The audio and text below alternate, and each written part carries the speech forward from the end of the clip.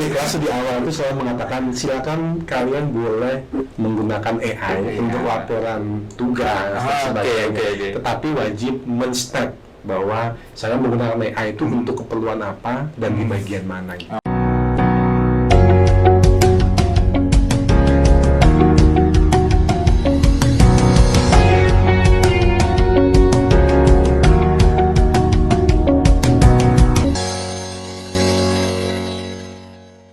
Bismillahirrahmanirrahim. Assalamualaikum warahmatullahi wabarakatuh. Waalaikumsalam.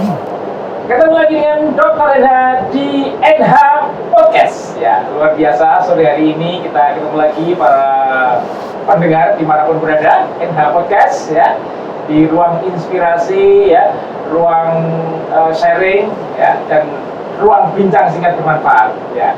Hari ini Enha Podcast ya, kita akan tamu yang luar biasa ini ya. Kita akan bincang singkat ya terkait dengan pemanfaatan AI tentunya di bidang akademis ya. Dan telah hadir di studio kita Enha Podcast Bapak Wahyono PhD. Assalamualaikum. Luar biasa ini ya. Selamat datang di kota Kapak. Ya. Orang apa orang kepenak? Orang kepenak. Iya. Baik kalau yang. Jebling sofa.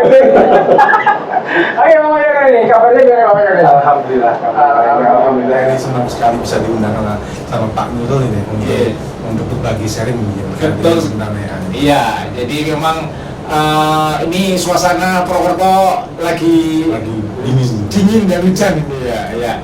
Dan ini memang beliau baru aja datang ya? Baru datang ini. Baru datang langsung bawa ke studio ini. Iya. Ini kesibukannya apa sekarang, Pak?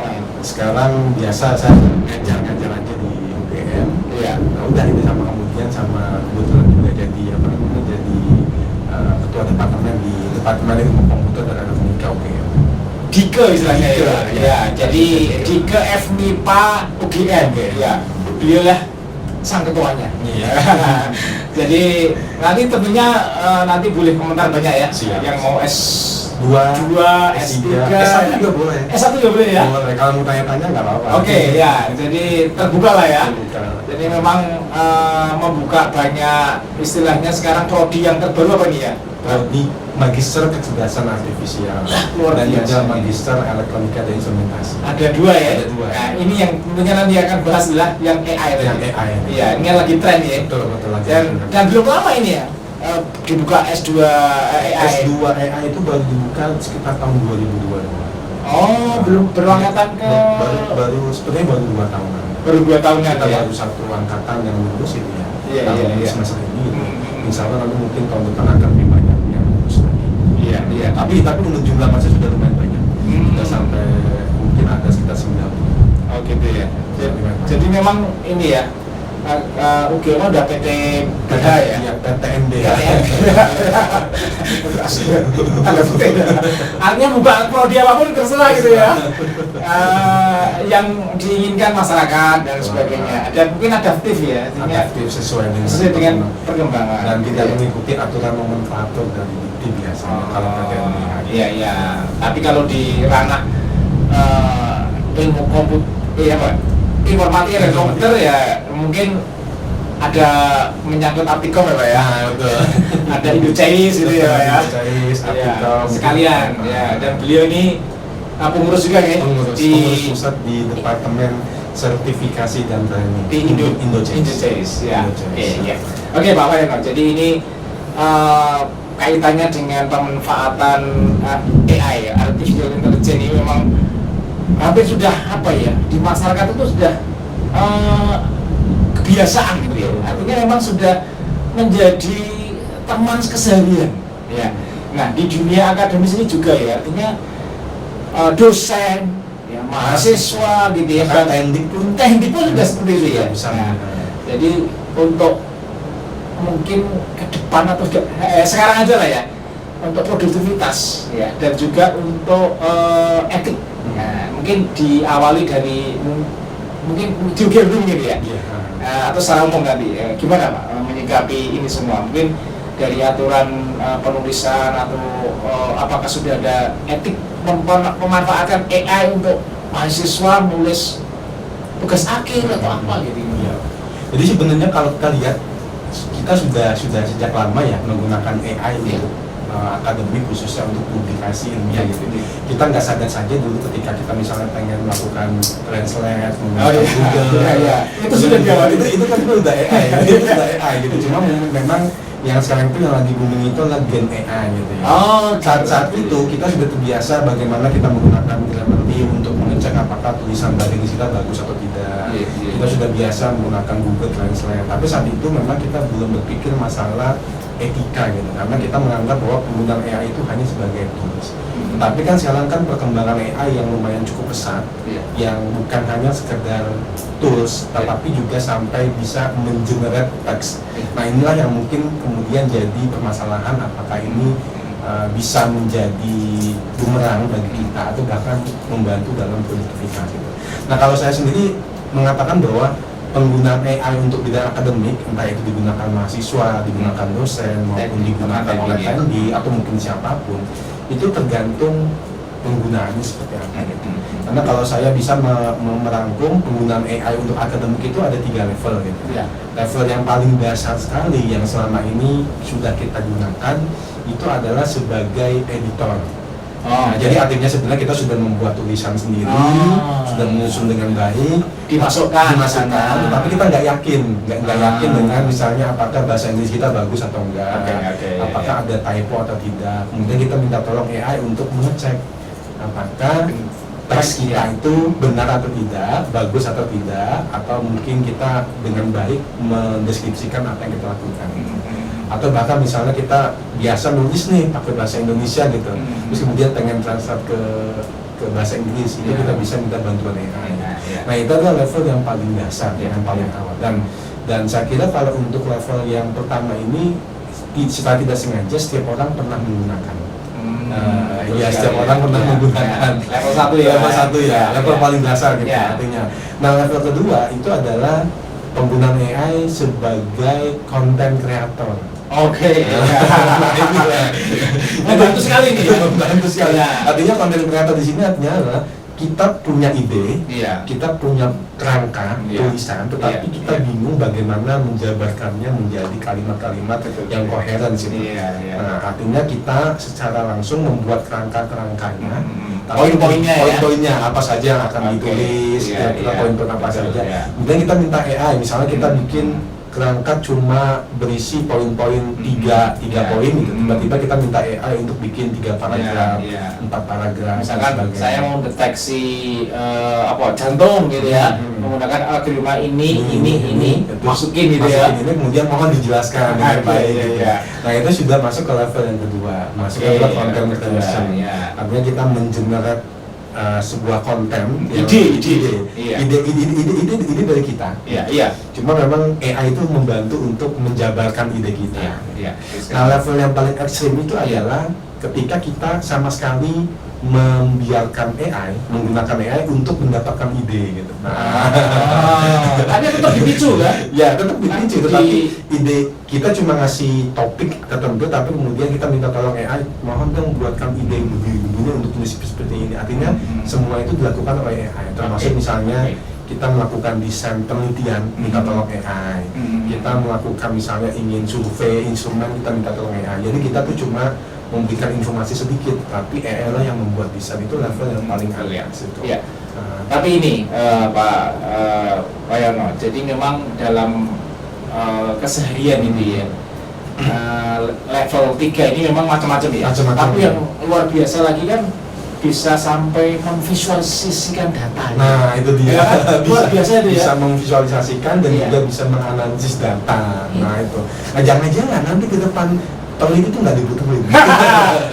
Itu yang berat, bisa analisis misalkan alat-alat tuh untuk statistik itu dibantu oleh dia. Dibantu AI. Tapi kita cuma angkat kaki, AI-nya jauh begitu. Saya lihat mahasiswa cara analisis misalkan dia cari di Kaggle misalkan ya, cari dataset. Habis itu dia masukin ke datasetnya, ketemu masukin ke AI untuk buat ini nggak Kolabnya luar biasa itu. Udah buat kodenya masukin ke kolab. Nah itu, nah ini sudah masuk ke level yang Ketiga ini ya. Nah, seharusnya Iya, kalau iya. sudah masuk level 3 ini perlu diwaspadai gitu. Nah, gimana? Karena biasanya kalau sudah masuk ke level yang ketiga, maka kita itu sudah tidak punya daya kreativitas lagi. Karena semuanya bergantung pada AI. Iya. Nah pertanyaannya adalah kalau kita bergantung semua pada AI, jangan-jangan AI itu harus masuk sebagai peneliti, Nah, ya. harus dapat dana. Nah itu ada pertanyaan terus. Mungkin flashback sebentar ya. Jadi kan hanya untuk riset aja ya. Iya. Artinya AI itu kan buat buku aja luar biasa ya. Luar biasa. Artinya kontribusi AI itu mungkin bisa 70%, 80% ya. Nah, bahkan bisa sampai 90%. Nah, gimana disclaimer-nya? Nah, ini buku itu ya, buku ini ya. Kalau seandainya buku itu misalnya hampir 90% ya didesain atau mungkin ditulis oleh AI, ya harusnya itu kita harus bisa mengatakan bahwa ini tuh disertakan oleh AI. Artinya dibuat disclaimer. ada disclaimer di dalamnya itu. Makanya kemudian ini yang jadi perhatian itu adalah bagaimana institusi pendidikan, universitas, sekolah Iya. itu harus membuat kebijakan terkait dengan penggunaan AI. Termasuk misalnya penyusunan etiknya itu, termasuk penyusunan skripsi, disertasi, tesis. Itu jangan-jangan sebenarnya mahasiswa kita tuh sudah menggunakan AI gitu. Karena beberapa kali saya tuh kadang kalau melihat paragraf kok nggak koheren sebenarnya. Ada paragraf biasanya AI itu separuh-separuh gitu. Pokoknya template itu ya. Tapi yang menarik ini, artinya ini kan sama-sama teknologi AI ini sama-sama, artinya kita dosen juga lagi belajar, mahasiswa juga lagi belajar. Artinya ilmu prompt engineering ini. Nah, ilmu prompt engineering. Nah, itu penting sekali ya. Tapi sebenarnya sebelum sampai ke prompt engineering, yang perlu kita tekankan ke mahasiswa itu adalah etikanya dulu gitu. Oke, Karena kalau prompt engineering kan biasanya kan agak kita bisa belajar sendiri. Iya. Ketika kita komunikasi dengan orang itu. Iya. Nah, paling penting itu adalah etika dan bagaimana kebijakan dari institusi itu. Nah, karena gini, di beberapa institusi khususnya misalnya di UGM ada memang dua mazhab. Di UGM sekarangnya sudah Sebenarnya belum. Ya. Tetapi memang di lingkungan departemen saya itu ada dua mazhab. Ada mazhab yang memang dia itu mengizinkan menggunakan AI. Oke. Menyerahkan silakan. Ya. Tetapi ada mazhab yang menolak, artinya melarang penggunaan AI dalam bentuk apapun. Pembimbing ya? Ya enggak, dosen gitu. Ada beberapa dosen mungkin yang menganggap bahwa ada yang masih ada ya. Nah ini tapi bukan dosen ini. ada. Saya yakin masih ada gitu. Dua itu ya. Nah kalau saya pribadi memang saya menganggap bahwa kayaknya memang sudah saatnya kita tidak harus melarang penggunaan AI gitu. Iya, setuju saya. Kenapa? Karena memang secara langsung kita tuh pakai HP kan pakai AI. Nggak sadar ya, yang melarang, yang nggak setuju bukan melarang, yang nggak setuju dia. Mungkin belum setuju. Makanya kemudian memang lebih pada bagaimana kebijakan itu diformalkan supaya jangan diserahkan ke dosen, terserah dosen dan sebagainya. Karena biasanya kalau diserahkan ke dosen jadinya itu merasa mahasiswa itu tidak fair gitu. Misalnya gini, kok si dosen ini boleh tapi dosen ini nggak boleh. Artinya kebijakan itu tidak universal gitu. Seharusnya itu memang nggak bisa itu. Nggak bisa gitu. Takutnya nanti misalkan, oh dosen ini kok boleh pakai AI tapi dosen ini nggak boleh, kok bisa beda-beda gitu dan sebagainya gitu. Yang disalahkan aturan, kok nggak ngatur kampus. Nggak ngatur. Nah sepertinya memang belum ada aturan. Meskipun mungkin sebenarnya itu bagian dari aturan etika akademik, tapi memang belum secara spesifik mengatur di dalam aturan bahwa penggunaan AI itu seperti apa. Padahal kalau kita lihat kan di dalam panduan yang sudah diterbitkan oleh Dikti Saintek itu kan, itu kan ada beberapa level tuh, level kebijakan yang mungkin bisa diambil oleh institusi gitu. Dan itu levelnya beda-beda ya. Beda-beda. Misalnya institusi itu mau level yang mana ya? Kan itu. Level yang paling strict itu adalah level memang dilarang sama sekali gitu. Nah cuma masalahnya adalah kalau kita melarang strict sama sekali, apakah kita yakin bahwa mahasiswa itu tidak akan menggunakan AI? Enggak mungkin. Karena gimana cara kita mengeceknya, gitu. Ngawasinya gimana gitu. Teknologi kan teknologi bebas gitu. Artinya bisa jadi mungkin kita melarang ini nggak boleh pakai AI gitu, tapi padahal mahasiswa menggunakan. seperti itu. Iya iya. Jadi memang general artinya gitu. kadang itu Pak Kadep ya, artinya regulasi itu kadang datangnya terlambat daripada teknologi ya. Ini terjadi tuh. Artinya ya mungkin UGM aja belum ya, misalnya artinya apalagi yang lain. Nah, gitu ya. setahu saya sampai sekarang memang belum ada aturan yang baku ya terkait dengan penggunaan AI. Tapi sebenarnya aturan yang diterapkan yang dipublikasikan oleh Dikti sebenarnya itu bisa diajukan. Iya. Tapi kan yang pertama itu ekstrimnya itu adalah dilarang gitu ya. Iya iya iya. Atau yang kedua itu diizinkan, tetapi harus dengan menggunakan ethical clearance. Iya iya. Mungkin mirip-mirip seperti ketika kita melakukan penelitian dengan subjek manusia, kita harus ada izin gitu. Artinya kamu boleh pakai AI untuk apa, tapi harus izin dulu gitu. Kan semacam etika gitu. Iya, iya, iya. Atau mungkin yang ketiga, kita boleh menggunakan AI untuk akademik, tetapi gitu ya. Tetapi kita wajib melakukan deklarasi bahwa misalnya konten yang saya buat ini semuanya itu misalnya sebagian besar atau mungkin berapa persen itu menggunakan AI. Atau yang paling terakhir itu adalah kita menggunakan AI dan semua prompt-nya itu harus disertakan. Nah, semua prompt harus disertakan dalam lampiran bukti. Iya. Bagus juga ini. Wah, ya Pak. Ya, jadi memang benar-benar guideline yang dipakai untuk riset itu ya prompt-nya ada. Prompt-nya gitu ada, ya. gitu. Iya, Prompt-nya jadi, apa gitu. Artinya kita tidak merahasiakan prompt apa yang kita gunakan. Gitu. Oke, Ketika ya. kita menggunakan. menarik ini, Pak Kadep, Pak Wayono. Jadi tadi ada dua magang. Nah, kalau Pak Kadep tadi apa itu?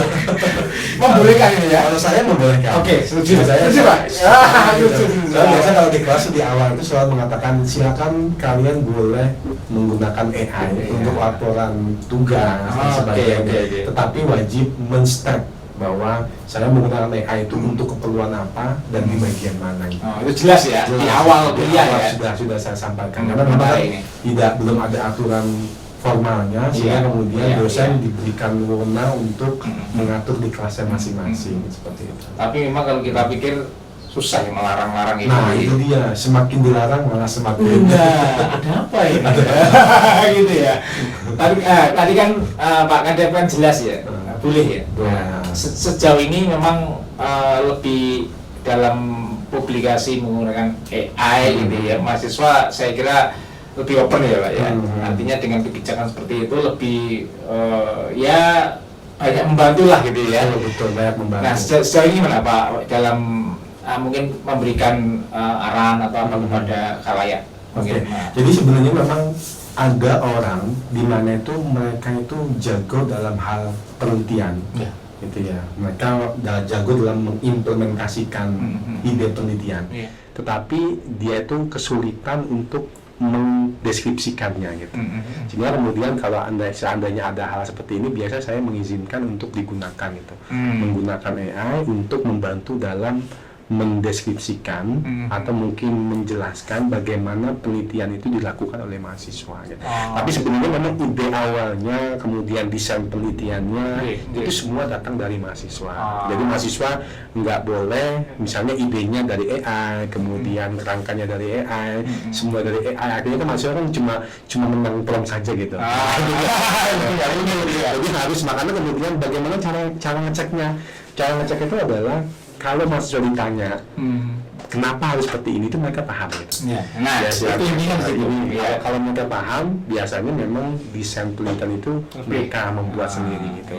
Makanya kemudian kalau kita bikin AI, biasanya kita perlu memastikan bahwa penelitian itu sudah selesai dulu.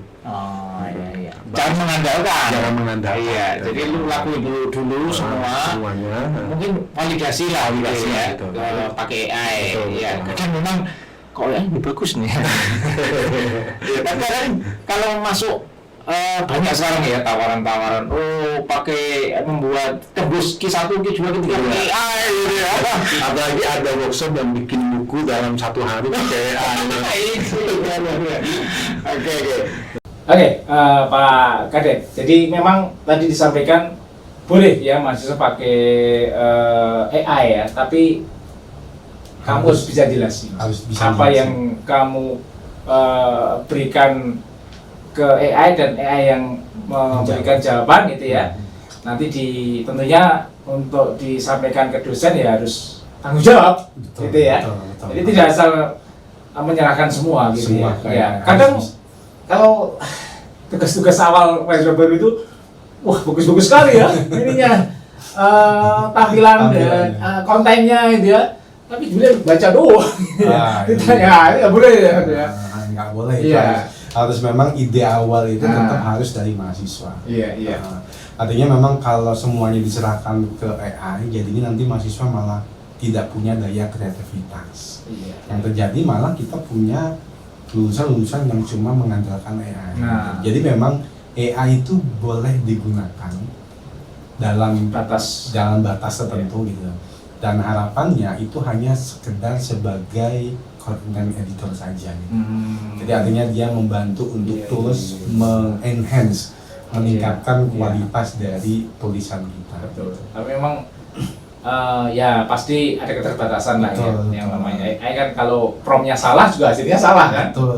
Gitu ya. Jadi tadi disampaikan etik dulu ya, baru nanti ke yang lain. yang gitu ya. lainnya gitu. Tapi memang dalam kondisi pemanfaatan AI di publikasi ini kan juga ya mungkin dosen juga lah ya. Nah, dosen juga tidak menutup termasuk. kemungkinan ya. Tidak menutup kemungkinan, pasti ada. Lah dosen ketika dia menggunakan Iya. AI untuk melakukan pengecekan grammar itu Ya. AI sebenarnya. Iya. Tidak sadar bahwa kita juga menggunakan AI gitu. Iya. Artinya kalau kita saja menggunakan AI gitu ya, mengapa kita harus melarang orang lain menggunakan Iya. AI? Gitu, artinya. Tapi memang sudah nggak usah di apa ya, di pertentangan boleh dan tidak mungkin. Betul. Kamu sudah sejauh mana memakai AI kreasi Anda? Gitu ya. Nah, betul. Kalau masalah nggak boleh nggak nggak tidak, boleh, karena betul. rampung gitu. Rampung. Gitu Justru ya. malah yang sekarang itu tugas kita Iya. sebagai dosen, sebagai institusi itu adalah memberi guideline. Nah, Bagaimana sama seperti misalnya pisau gitu ya. ya. Pisau kan di satu sisi bisa bermanfaat gitu ya buat motong-motong gitu Iya. ya. Tapi di sisi lain kalau tidak baik ya bisa Iya. buat membunuh gitu. Makanya Betul. menurut AI juga sama. Iya. Sehingga kemudian kalau melarang itu sepertinya sekarang sudah agak sulit. Iya. Karena justru malah kalau seandainya mahasiswa kita Hmm. tidak pandai menggunakan AI, bisa jadi ke depan ketika dia lulus dia akan tersingkirkan itu. Jangan-jangan nanti ke depan perusahaan-perusahaan itu nyarinya mahasiswa yang jago pakai AI gitu. Iya. Nah, jadi kenapa? Karena mungkin jago pakai AI sehingga mahasiswa itu punya kemampuan dalam Iya. melakukan prompt engineering. Gitu. Mungkin clue terakhir ini, Pak Ryan. Jadi pemanfaatan AI untuk publikasi ilmiah tadi ya. Betul. Dan mungkin bisa untuk berbuat proposal juga. Nah, buat proposal juga bisa gitu. Biasanya kalau misalnya kita sudah punya kerangka nih, kerangka kita mau melakukan apa gitu. Iya. Ya biasa kita kan agak sulit nih untuk bisa merangkai kata-kata itu. Gimana supaya kata-kata itu lebih koheren dan Nah, sebagainya. baru. Itu boleh gitu. Itu Iya. baru mungkin AI bikin proposal penelitian. Iya. Bahkan untuk bikin proposal misalnya hibah dikti ya nggak masalah asalkan Nah, memang nah. ide awalnya itu dari kita mau ngapain dan kita minta tolong AI untuk merangkai kata-kata. Sehingga harapan itu jadi lebih bunyi gitu. Iya. Jadi lebih mudah dipahami gitu. Iya. Sebenarnya AI itu tergantung kita mau minta tolong apa gitu. Iya. Artinya kalau kita minta tolong kompleks, AI akan ngasih yang kompleks. Promnya tadi. Promnya, kalau Iya. kita ngasih minta tolong yang simple, AI akan ngasih yang simple seperti itu. Bahkan kita bisa memvisualisasi foto kita dengan berbagai macam Nah. luar action gitu ya. Action, nah, itu Itu dia. bisa aja Itu- ya, itu apalagi bisa. ya sampai sejauh untuk penelitian. Tapi memang AI itu kan juga tahapannya macam-macam ya. Macam-macam. Ada yang free, ada yang berbayar pun juga macam-macam gitu ya. Macam-macam, ada yang perlu online, perlu internet, Nah. ada juga yang offline, nggak Iya. perlu internet.